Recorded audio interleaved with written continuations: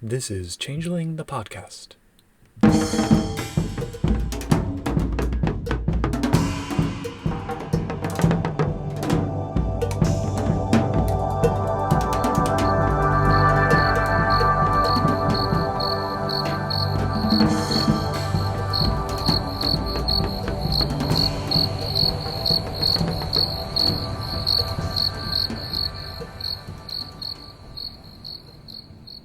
Greetings everyone, this is Pooka, and welcome to a somewhat unusual minisode of Changeling the podcast. In this installment, I will be reading you some poems that I feel resonate with the themes of Changeling the Dreaming. This isn't really standard fairy-inspired poetry, but more stuff to do with the nature of dreams, childhood, the loss of innocence, growth and change, madness, bedlam, banality, balance, all of that stuff.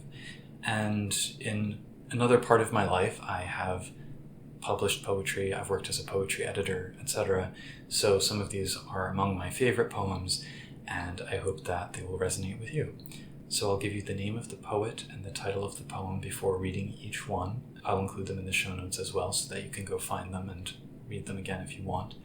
And I'm reminded of William Carlos Williams, who said that people die every day for lack of what is found in poetry. I'm paraphrasing, but along those lines. And so I hope that even if you don't think you're into poetry, maybe some of this will, unleash a bit of glamour for you and maybe give you some ideas to deepen your notions of what Changeling is about. So, without further ado, here we go.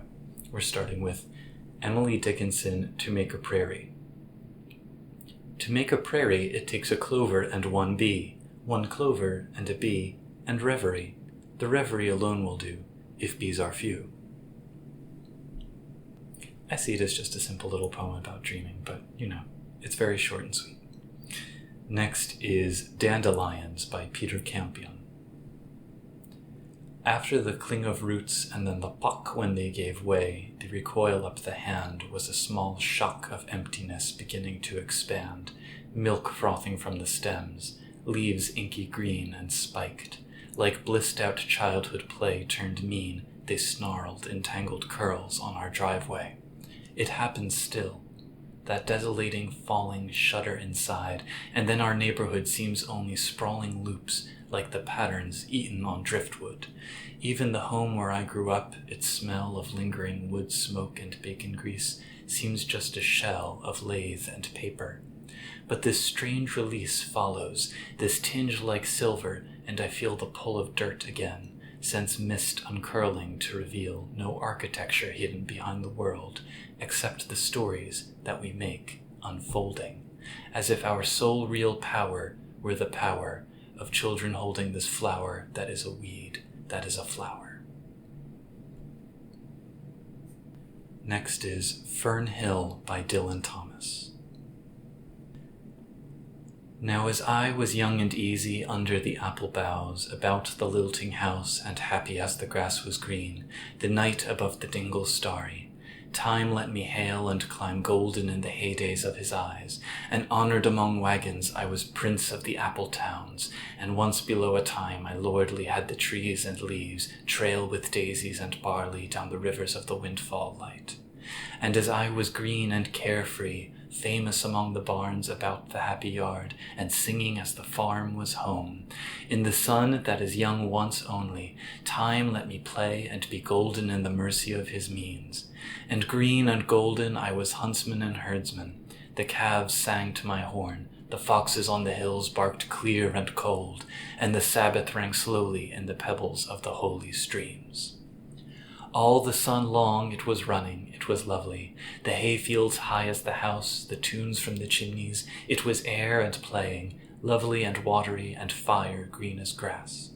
And nightly under the simple stars, as I rode to sleep, the owls were bearing the farm away. All the moon long I heard, blessed among stables, the nightjars flying with the ricks, and the horses flashing into the dark. And then to awake, and the farm like a wanderer white with the dew come back, the cock on his shoulder. It was all shining, it was Adam and Maiden, the sky gathered again, and the sun grew round that very day. So it must have been after the birth of the simple light in the first spinning place, the spellbound horses walking warm out of the whinnying green stable, on to the fields of praise. And honored among foxes and pheasants by the gay house, under the new-made clouds, and happy as the heart was long, in the sun born over and over I ran my heedless ways, my wishes raced through the house-high hay, and nothing I cared at my sky-blue trades, that time allows in all his tuneful turning, so few in such morning songs, before the children green and golden follow him out of grace. Nothing I cared in the lamb-white days, that time would take me up to the swallow-thronged loft by the shadow of my hand, in the moon that is always rising, nor that riding to sleep I should hear him fly with the high fields, and wake to the farm forever fled from the childless land. Oh, as I was young and easy in the mercy of his means, time held me green and dying, though I sang in my chains like the sea. That one is one of my favorite poems ever, so I just wanted to include that. But I think it speaks volumes about sort of childhood and growing up and adolescence, and the sort of blurry line between dream and reality that we kind of lose as we grow older. Something that I imagine changelings try to cling to. So now veering into more about, I guess, madness and frustrations and the sort of pent-up energy bursting outward, the dangerous aspects of glamour. This is My Brother at 3 a.m. by Natalie Diaz. He sat cross-legged, weeping on the steps, when Mom unlocked and opened the front door. "Oh God," he said, "oh God, he wants to kill me, Mom." When Mom unlocked and opened the front door at 3 a.m., she was in her nightgown. Dad was asleep. "He wants to kill me," he told her, looking over his shoulder. 3 a.m. and in her nightgown, Dad asleep. "What's going on?" she asked. "Who wants to kill you?" He looked over his shoulder. "The devil does. Look at him, over there." She asked, "What are you on? Who wants to kill you?" The sky wasn't black or blue, but the green of a dying night. "The devil, look at him, over there." He pointed to the corner house. The sky wasn't black or blue, but the dying green of night. Stars had closed their eyes or sheathed their knives. My brother pointed to the corner house. His lips flickered with sores. Stars had closed their eyes or sheathed their knives. "Oh God, I can see the tail," he said. "Oh God, look." Mom winced at the sores on his lips. "It's sticking out from behind the house." "Oh God, see the tail," he said. "Look at the goddamn tail." He sat cross-legged, weeping on the front steps. Mom finally saw it. A hellish vision, my brother. "Oh God, she said. Next is The Woman at the Washington Zoo by Randall Jarrell. The saris go by me from the embassies. Cloth from the moon, cloth from another planet.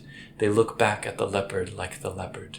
And I, this print of mine that has kept its color alive through so many cleanings, this dull, null navy I wear to work and wear from work, and so to my bed, so to my grave, with no complaints, no comment, neither from my chief, the deputy chief assistant, nor his chief. Only I complain. This serviceable body that no sunlight dyes, no hand suffuses, but dome-shadowed, withering among columns, wavy beneath fountains, small, far off, shining in the eyes of animals, these beings trapped as I am trapped, but not themselves the trap, aging, but without knowledge of their age, kept safe here, knowing not of death, for death. Oh, bars of my own body, open, open! The world goes by my cage and never sees me, and there come not to me as come to these, the wild beasts, sparrows pecking the llama's grain, pigeons settling on the bear's bread, buzzards tearing the meat the flies have clouded. Vulture, when you come for the white rat that the foxes left, take off the red helmet of your head, the black wings that have shadowed me, and step to me as man. The wild brother at whose feet the white wolves fawn, to whose hand of power the great lioness stalks, purring. You know what I was, you see what I am. Change me, change me. A very Pooka poem in a sense. I lived in DC for a little while, and this poem absolutely rings true, because there are parts of DC that you kind of walk through and encounter, and it is just, you want to talk about banality 9 environments. That is very difficult to walk through sometimes. So, next is Kubla Khan by Samuel Taylor Coleridge. Famously, the poem came to him in a dream, and he was interrupted by the arrival of a friend who he called the person from Porlock, and Porlock being some town nearby, I suppose. And as soon as the friend kind of knocked on his door, the poem vanished from his brain, and he lost the remainder of it. So consider this poem unfinished, although all poems, in a sense, remain unfinished. But this is very much a probably laudanum-addled dream that, expresses this sort of fantastic madness that is characteristic of the dreaming, in my opinion. Anyway. In Xanadu did Kubla Khan a stately pleasure dome decree, where Alph the sacred river ran through caverns measureless to man down to a sunless sea. So twice 5 miles of fertile ground with walls and towers were girdled round, and there were gardens bright with sinuous rills, where blossomed many an incense-bearing tree, and here were forests ancient as the hills, enfolding sunny spots of greenery. But oh, that deep romantic chasm which slanted down the green hill athwart a cedarn cover, a savage place, as holy and enchanted as e'er beneath a waning moon was haunted by woman wailing for her demon lover. And from this chasm with ceaseless turmoil seething, as if this earth in fast thick pants were breathing, a mighty fountain momently was forced, amid whose swift half-intermitted burst huge fragments vaulted like rebounding hail, or chaffy grain beneath the thresher's flail. And mid these dancing rocks at once and ever it flung up momently the sacred river, 5 miles meandering with amazing motion. Through wood and dale the sacred river ran, then reached the caverns, measureless to man, and sank in tumult to a lifeless ocean. And mid this tumult Kubla heard from far ancestral voices prophesying war. The shadow of the dome of pleasure floated midway on the waves, where was heard the mingled measure from the fountain and the caves. It was a miracle of rare device, a sunny pleasure dome with caves of ice. A damsel with a dulcimer in a vision once I saw. It was an Abyssinian maid, and on her dulcimer she played, singing of Mount Abora. Could I revive within me her symphony and song, to such a deep delight 'twould win me, that with music loud and long I would build that dome in air, that sunny dome, those caves of ice, and all who heard should see them there, and all should cry, beware, beware! His flashing eyes, his floating hair, weave a circle round him thrice, and close your eyes with holy dread, for he on honeydew hath fed, and drunk the milk of paradise. So that's kind of a bedlam poem, and now on the other side of things, one of the most cutting poems about banality that I know. This is 2B by Tony Gligler. I am the man who lives in apartment 2B. I go to work, come back late, pick up the mail, throw garbage down the chute. I nod, smile at neighbors, speak in short sentences, keep my doorstep clean, buy candy bars from kids who knock at my door, tip the janitor at Christmas.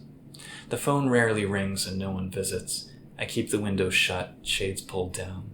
The walls are bare, painted bone white. The tub needs scrubbing, and I never make the bed. My wife took my 2 daughters, moved to Phoenix in April, and my last good kiss was 6 months ago. Tonight I will open white cartons, eat beef and broccoli with chopsticks, watch the Knicks beat the Pistons on cable, sit at my desk, try to write one perfect line.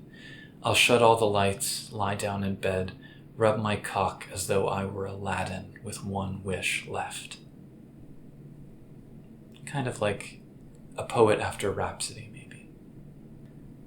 So then 2 short ones from Langston Hughes, Dreams and Harlem.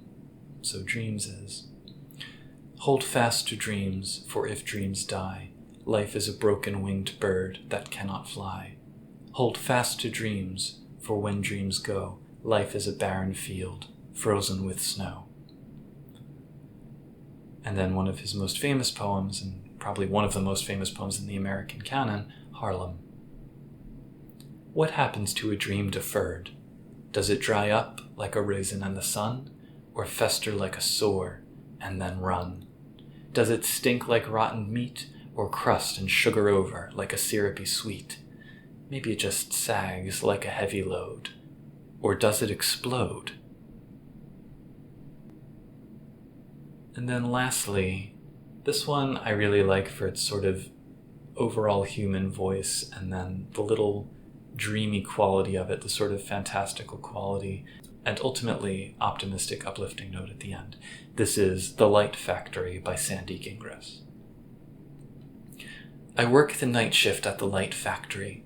The gears of the conveyor belt slip silently, and emptiness goes by me, one segment at a time. I have to take the dark in my gloved hands and make something of it, then connect it to something else. Someone further along the line bends it, I think. Nobody really knows much about the other guy's job here. We just do our part. There are no windows in this factory. The air is like milk, and they pump in music that has a beat so we don't fall asleep on the job. But we still do. My mother says I should get a real job, make something solid out of my life.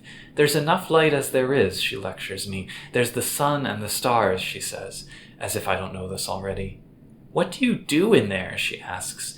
I don't want to tell her how much we joke around, tell stories, talk about men. I can't really describe it, I tell her. I do it mostly by feel. Sometimes I bring one of the seconds home with me after my shift. They don't like it when you do this, but everyone sneaks some. I go home at dawn, put it on my dresser next to the open window, watch it fan out like a wild thing into the pink sky. I don't know why it feels so good to let it go. And that's glamour in a nutshell, I believe. Anyway, thanks for humoring my poetic inclinations, and again, I hope that this has maybe generated some thoughts, some images, some ideas that might stick with you and help inform your gaming practice, your ideas of what Changeling the Dreaming can encompass and the kinds of themes and moods that go into it. This is just a small sample. I mean, there are hundreds, thousands of poems more that could fit in various ways. But anyway, this has been a minisode of Changeling the Podcast. I've been your host, Pooka, and until our next installment, keep on dreaming.